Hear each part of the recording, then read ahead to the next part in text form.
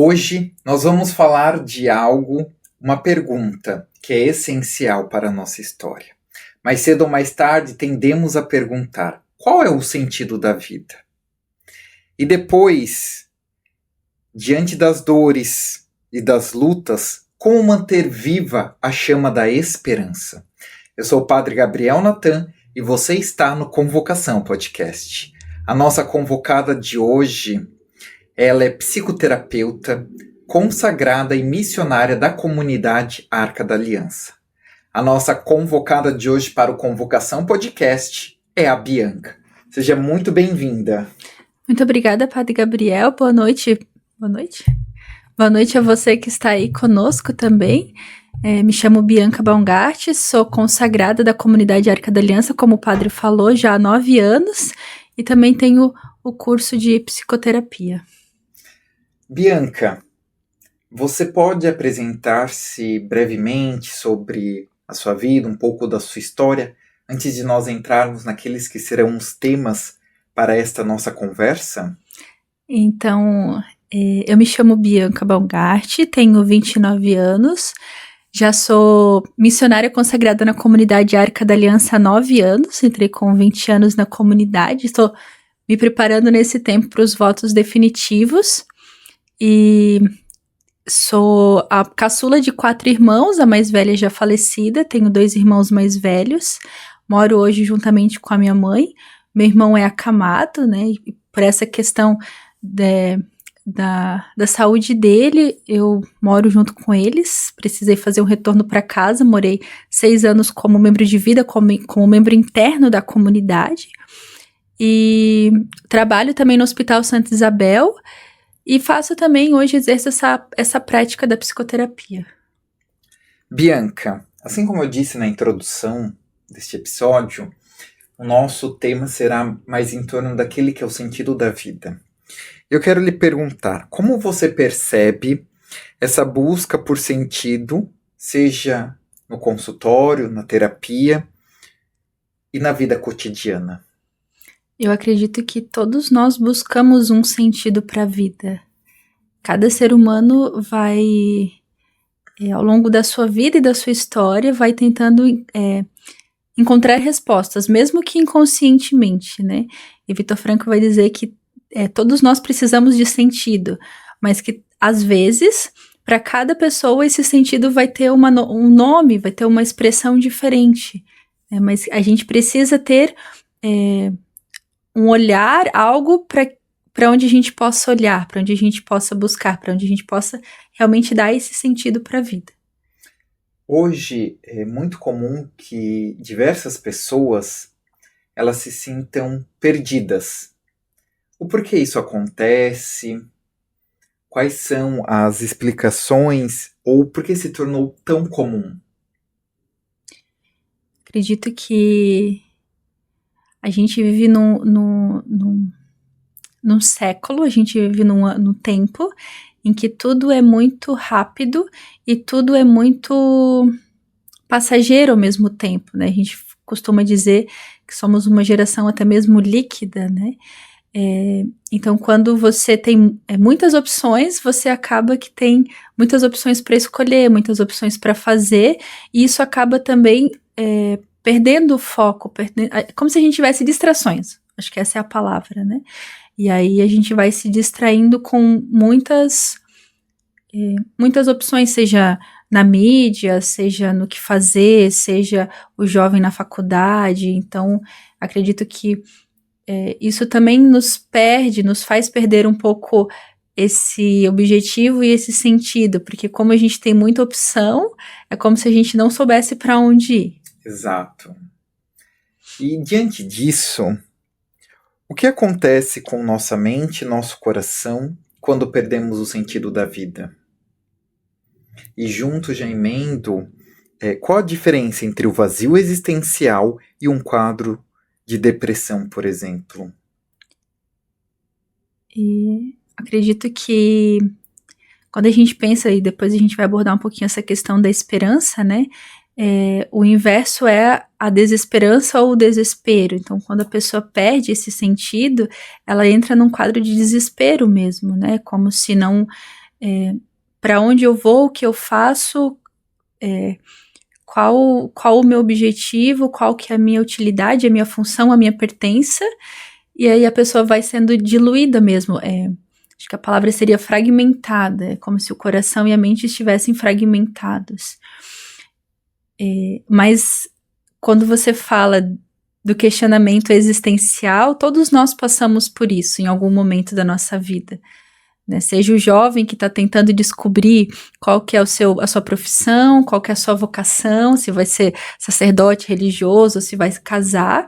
Então a gente se depara com essa questão do existencial, e isso é muito importante para nós, porque essa pergunta, né, existencial, essas crises existenciais, se nós soubermos vivenciar, e às vezes até precisamos de algum orientador espiritual, ou algum orientador humano mesmo para nos auxiliar a entender a crise e passar por ela, é diferente de uma depressão onde a pessoa é um quadro patológico mesmo, né? É um quadro de saúde e que pode acarretar por várias situações, seja trauma, seja o relacionamento, seja algo que a pessoa vivenciou, uma própria tendência da pessoa, às vezes de temperamento que já é um pouco mais intra e coisas externas vão afetando ela, mas acredito que é muito mais nesse aspecto patológico mesmo, de doença, de algo que aconteceu com a pessoa e ela precisa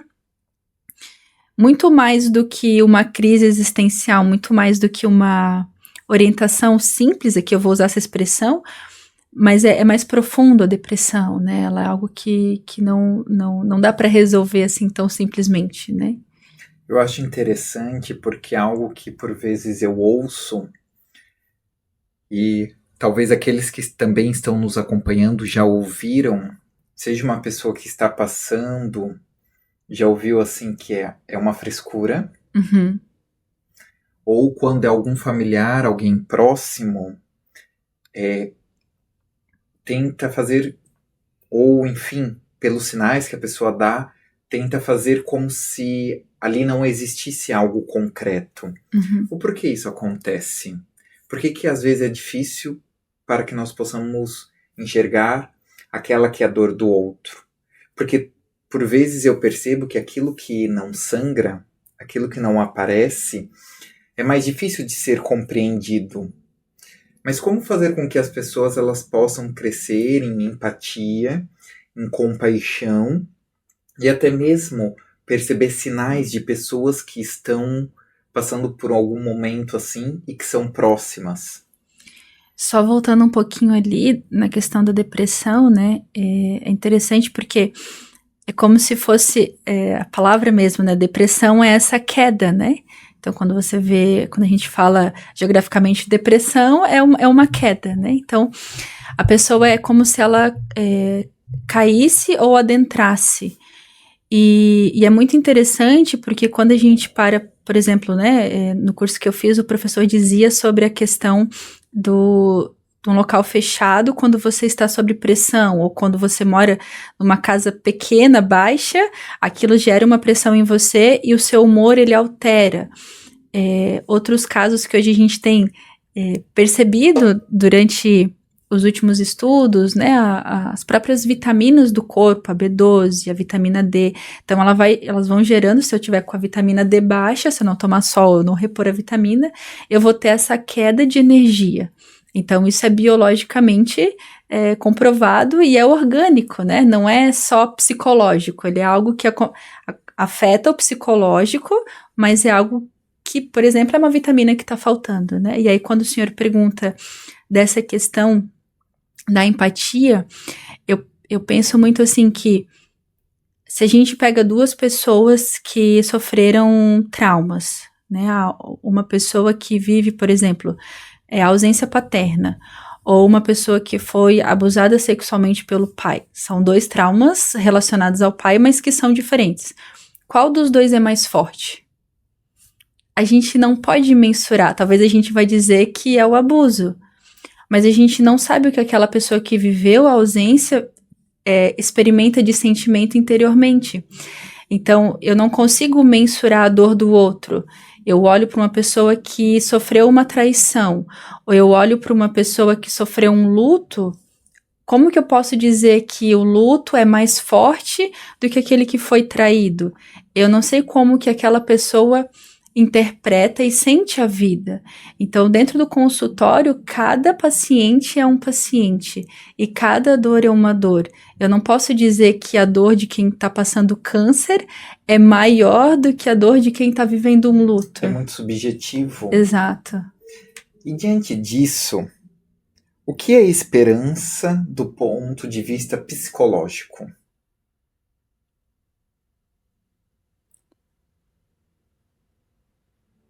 A gente costuma dizer que o profissional da saúde psicológica, ele é um agente, um comunicador da esperança, né? Eu acho que a esperança, ela é, se a gente vai na base dela, né? Esse esperar é criar no paciente, criar no outro essa expectativa que não é ansiedade, fazer a pessoa enxergar, no caso, né, a gente estava trazendo da depressão, fazer a pessoa sair literalmente de si, né? Então, nesse âmbito psicológico, a esperança é como se ela fosse esse movimento que precisamos gerar no outro para que ele possa dar passos em todos os processos, né? Cada pessoa vive um processo, vive um caminho, então a esperança é como se fosse esse combustível para que a pessoa pudesse alcançar esse sentido da vida, né?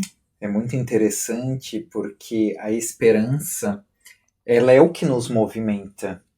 Nós sempre estamos em vista de, e muitos daqueles que perdem tanto o sentido da esperança, daquele que é o ponto de vista, seja psicológico ou seja espiritual, o quanto que isso também afeta a sua vida e a sua história. Mas como a esperança pode ser despertada mesmo em situações difíceis, seja o luto, seja perdas ou fracassos? Eu gosto de pensar em Viktor Frankl, né? Quando a gente olha para a realidade dele de campo de concentração. E o que fazia ele ter esperança diante daquela situação que talvez foi uma das piores do nosso tempo, do último século, né? Era o sentido que ele colocava. Então, quando a gente pensa na esperança e como fazer esse movimento com o paciente ou conosco mesmo, entender qual que é o sentido da minha vida, onde eu encontro esse sentido, porque daí a esperança, ela vai ser essa fonte geradora para eu alcançar esse sentido, né? Viktor Frankl tinha como esperança reencontrar a família. Ele não sabia se eles iam estar vivos ou não, não estavam. Mas enquanto ele não sabia disso, era o que movia a esperança dele. Então ele tinha um porquê sobreviver, ele tinha um porquê viver ali dentro. E aí quando ele sai, mesmo encontrando, né, a ausência dos seus, ele se utiliza disso para transformar esse sentido de vida para tantas outras pessoas através da logoterapia, né? Então, quando o senhor pergunta, né, diante dos fracassos, diante das perdas, é conseguir ressignificar isso e conseguir entender que a dor que eu vivo, o fracasso que eu vivo, a perca que eu vivo, ela tem um sentido que vai me fazer movimentar para algo além, né? Para um outro novo sentido, talvez, ou para nós que somos cristãos, para o sentido da vida eterna. Diante disso, existem práticas ou atitudes que ajudam a cultivar a esperança de forma concreta? Acredito que sim. Acredito que a gente, nós como cristãos, eu penso que a esperança, ela também é movida pela fé e elas andam juntas, né? Mas quando a gente fala de prática concreta, a esperança, ela também está ligada com a confiança, né? Então, concretamente confiar no outro, esperar também naquilo que a gente pode oferecer ou naquilo que o outro pode nos dar, mas também as práticas diárias daquilo que vai nos alimentando, daquilo que vai nos dando sentido. Qual que é o sentido para o meu curso? Alcançar almas e ajudar pessoas. Então, como que eu alimento isso? É estudando, é procurando, de forma através da fé, é rezando, né? É indo naquela que é a fonte da esperança. Então, eu penso que nesse aspecto, e talvez também de forma concreta, olhando para pessoas que trilharam esse caminho antes de mim. Tem um psiquiatra que costuma dizer, quando a gente olha para alguém que já fez algo importante, isso abre dentro do nosso peito um grande é possível. Então, quando eu me inspiro no outro concretamente, e aqui não com um olhar de inveja, mas com um olhar de, se o Padre Gabriel consegue, eu também consigo. Né? De admiração. Né? Então, isso também gera esperança em nós, de que nós conseguimos buscar o sentido, porque outros já trilharam esse caminho antes de nós. Que conselhos você daria para quem está passando ou vivenciando uma crise existencial ou uma crise espiritual? Busque ajuda. Acho que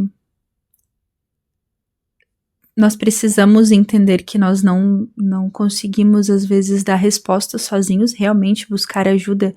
E aqui não só num âmbito psicológico, se o caso for, né, um pouco mais denso, daquilo que nós trazíamos antes da depressão, realmente é buscar uma ajuda profissional.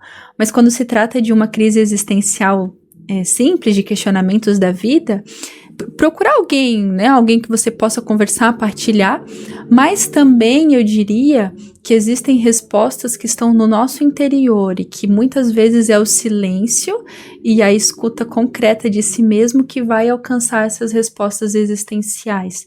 Senão também a gente sai correndo por aí pedindo muitas opiniões e não consegue perceber o que está dentro, né? Santa Teresa d'Ávila vai dizer que existem as moradas e que lá no centro do castelo está Deus, né? Está a majestade. Então, e quando eu vou entrando, eu entro dentro de mim para encontrar Ele. Então, esse caminho que nós fazemos também inversamente, de entrar, é encontrar a si mesmo. E conforme a gente vai encontrando a si mesmo, a gente vai encontrar Ele também, e aí encontrar as respostas existenciais também. O quanto que é necessário também ser feito este caminho interior. Sim. Não que ele seja fácil, como nós talvez bem sabemos, mas é necessário. E por vezes nós precisamos vivenciar esta experiência, este nos conhecer, para que nós possamos conhecer o Deus, como Santa Teresa nos diz, que habita em nosso interior. Bianca, como a fé pode colaborar com o processo terapêutico? A fé, ela transcende, né? E quando a gente pensa no ser humano, a linha que eu aprendi no curso, né? A gente não consegue diluir o ser humano. Então, a gente trabalha o biológico, o corpo, a mente, a psique, mas também o espírito. Como nos diz Paulo, santificais tudo aquilo que sois. Espírito, alma e corpo. Isso mesmo. E é como se fosse... Nós somos esse tripé. Se você tira um pé do tripé, você cai, né? Então, e a transcendência... A gente aqui dentro do podcast Convocação, a gente vai trazer o sentido do catolicismo, da Igreja Católica, né? Então, essa fé, essa transcendência, ela também me disciplina nos ritos, me disciplina na rotina, e isso também me ajuda a gerar esse movimento espiritual para alcançar a esperança, porque quando eu faço esse movimento de ir até o culto, de ir até a igreja, de participar da Santa Missa, de estar em comunidade, quando a gente traz o aspecto de uma pessoa que está em depressão, né? Quando ela faz esse movimento de sair de si para ir até a igreja, isso também gera dentro dela um movimento que traz vida, né? E até uma coisa que me chamou muita atenção no curso, um dos professores dizia sobre as igrejas góticas pontudas, né? E aquilo ficou muito marcado para mim. O que a gente faz quando a gente entra numa igreja que é alta? A gente olha para cima. Exato. E isso é um movimento quase que involuntário, a gente quer ver o que tem lá em cima, né? E aí ele trouxe que, por exemplo, para quem está em depressão, você está com o movimento para baixo. Não no sentido de egoísmo, de olhar para si, mas é esse movimento que a pessoa depressiva tem. E quando ela faz o movimento de olhar para cima, por exemplo, dentro da igreja, isso gera ar dentro dela. É o sopro, a gente pode traduzir como o sopro do Espírito Santo, né? Mas biologicamente entra ar. Então, a esperança, ela também é esse ar que entra em nós através da fé, como se esse movimento de olhar para cima, olhar para o transcendente, desse esse sopro de novo de vida dentro de nós. Bianca, no seu trabalho, no seu apostolado, juntamente, principalmente com os jovens, como que você tem colocado a eles essa mensagem de um autocuidado, de cuidar também da sua saúde mental, dentro daquelas que são as suas ministrações? Eu acredito que, principalmente para os jovens que estão à frente, né, às vezes a gente vai se perdendo nos ativismos, mas as paradas são muito importantes, os silêncios são muito importantes, esse autoconhecimento é muito importante para que a gente possa também se conhecer e conhecer os nossos limites, até que eu dou conta, que eu não dou conta. E entender que nós somos comunidade também nesse aspecto, né, de que eu não vivo sozinho, então eu posso pedir ajuda para o outro, né, seja num âmbito apostólico, então, eu não estou dando conta de fazer, de dar conta daquilo que me foi incumbido esse ano, então eu partilho com a comunidade e em comunidade a gente se organiza, mas também interiormente, se hoje eu não estou bem, se hoje eu não estou apta, se hoje eu estou um pouco mais deprimida, um pouco mais quieta, um pouco mais interiorizada, vamos dizer assim, mas não no sentido bom, no sentido ruim, entender que eu posso procurar uma ajuda realmente, né? Acho que nesse aspecto, assim, seria com relação aos jovens, né? De ajudá-los também eu penso que uma das características mais importantes do jovem é a graça de conseguirem sonhar e de terem objetivos, esse sentido, esses objetivos, ele é próprio da juventude. Então, se eu sou um jovem líder, ou se eu sou um jovem que vai para a igreja, ou se eu sou um jovem aí, que seja, né, mesmo no mundo, né, quando eu encontro um jovem que não tem perspectiva, isso me preocupa, né? Porque é próprio deles essa coisa meio de brigar, meio de querer mudar o mundo, meio de querer, né, vamos revolucionar no bom sentido, né? E se nós olharmos hoje para a realidade, quantos jovens a gente conhece que estão meio que à deriva, meio que só seguindo, né? Eu me recordo de um dia em que nós estávamos fazendo missão na FURB, Sim, que é uma faculdade na cidade aqui de Blumenau, e eu conversando com alguns jovens, enfim, teve um que eu fiquei conversando, e ele me perguntou bem assim: Padre, você é feliz? Eu respondi a ele que eu sou muito feliz e tudo mais. Eu devolvi a pergunta a ele. Eu perguntei: e você, é feliz? Ele falou bem assim: Padre, eu não sou feliz. Não vejo, inclusive, o sentido do porquê viver. E aí ele me foi partilhando algumas situações. E quando eu ouvi isso, Bianca, me tocou profundamente. Me tocou muito, ao ponto que me fez refletir e, principalmente, ter um olhar ainda mais ampliado para a questão das juventudes. Para muitos dos nossos jovens que têm vivenciado isso, seja aqueles que têm passado por um momento, seja também aqueles que por vezes, e isso também me entristece, até chegam a um ato um pouco pior, mas precisa ser olhado com atenção.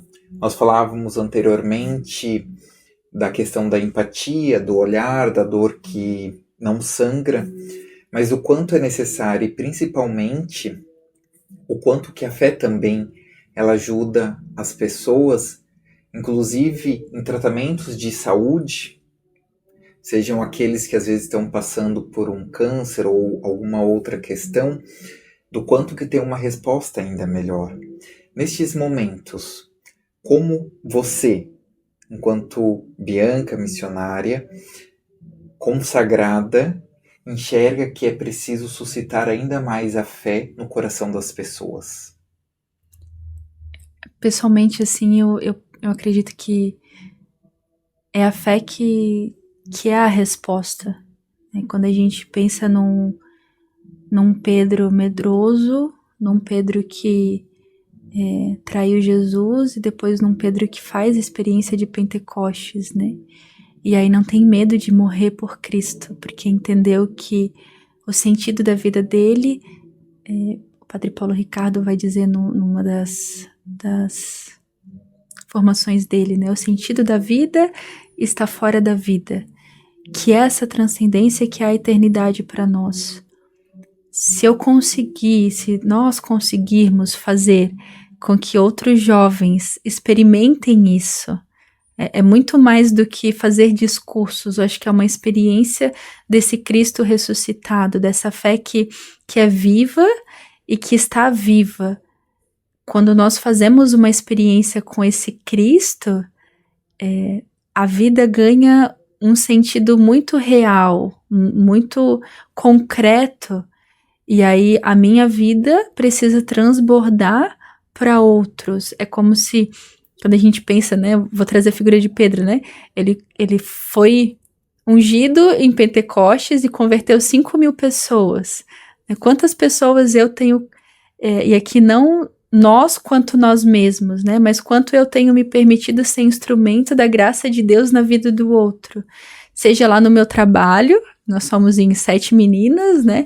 Seja aqui com o Senhor, seja naquilo que a gente faz com o trabalho na juventude, ou seja dentro de um ônibus, por exemplo, né? O que eu posso fazer no simples, às vezes no silêncio, ou às vezes realmente falando desse Cristo e levando essa fé experimentada na nossa vida e levada para o outro. Não sei se respondi a pergunta. Não, perfeito.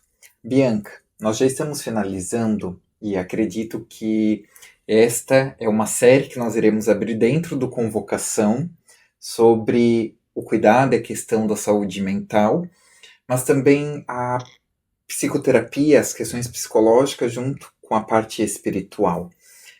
Eu quero lhe convidar a deixar uma mensagem livre do seu coração para aquelas pessoas que estão hoje nos assistindo.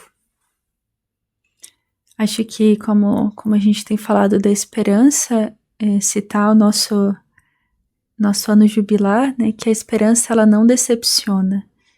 E se talvez você que está aí nos assistindo tem perdido um pouco a esperança, ainda há tempo, e essa esperança ela é viva e eficaz.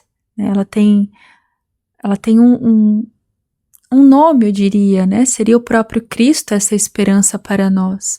Quando Paulo vai dizer que no final restam a fé, a esperança e a caridade, a fé e a esperança vão nos mover até Ele, até ao amor que é o próprio Deus. Então, não tenha medo também de trazer a tua verdade, de procurar ajuda, se esse for o seu caso, mas também se você for assistindo este podcast, perceber que há uma inquietude no teu coração para também ser um agente de esperança onde você está, não tenha medo de ser esse canal e este instrumento. Nós precisamos de comunicadores da esperança. E assim, para nós finalizarmos, eu quero te dar uma dica, Bianca.